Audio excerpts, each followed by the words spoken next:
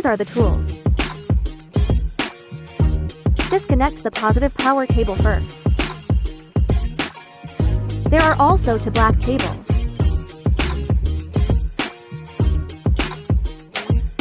After disconnecting the positive, negative power cables and charging cable, then power on, drain the remaining power, power off. Next, remove the 4 screws on the central controller. Loosen the screws halfway. The central controller will then be loose. Then unplug the signal cable. Disconnect this signal cable as well.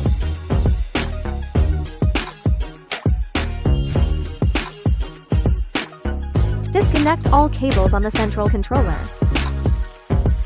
Remove the central controller first. Put these 4 corners. Put it back. It's stuck on these 4 screws. Screw fixing. Okay, the central control has been fixed. Next, plug in the central control cable. The cable on this side is plugged here.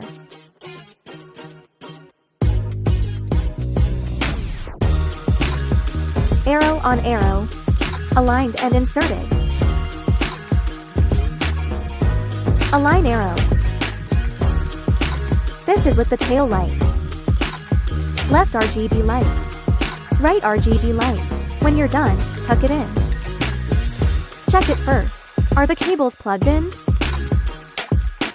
After finishing all operations, reconnect these electronic control components.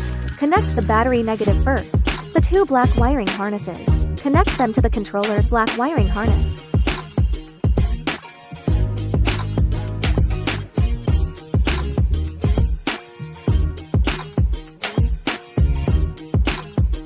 When connecting the red harness between the battery and controller, we need to use the pre-charging resistor. The 2 ends of the pre-charging resistor have different ports. This is the male connector. This is the female connector.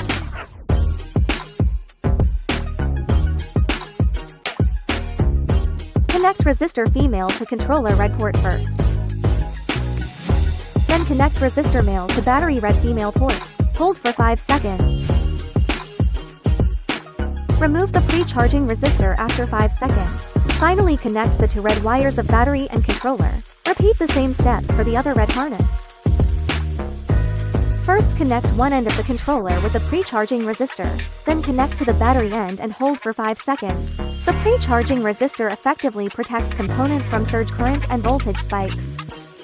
Connection completed. Arrange the wiring harness to avoid pinching when closing the cover.